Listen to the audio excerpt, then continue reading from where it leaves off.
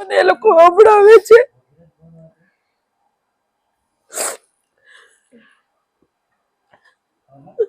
બીએલઓની કામગીરી કરતા શિક્ષકોને હેરાનગતિ કરાતી હોવાની વધુ એક ઘટના નવસારીથી સામે આવી છે। બીએલઓ તરીકે ફરજ બજાવતા શીતલબેનના ઘરે દીકરાના લગ્ન હોવા છતાં એસઆઈઆરના ફોર્મ ભરવા માટે બોલાવવામાં આવ્યા હોવાના આક્ષેપ થયા છે। આમ દીકરાના લગ્ન માટે રજા પણ ન આપતા હોવાના ગંભીર આક્ષેપ પરિવાર દ્વારા કરવામાં આવ્યા છે।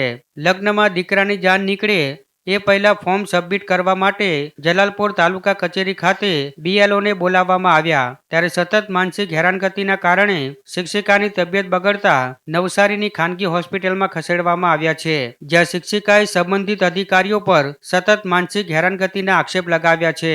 સાથે 600 જેટલા ફોર્મ જમા ન કરાવતા સતત ફોન કરવામાં આવ્યા હોવાના પણ બીએલઓએ આક્ષેપ કર્યા છે। જોકે સંબંધિત અધિકારીઓએ હેરાનગતિના આક્ષેપ નકાર્યા છે।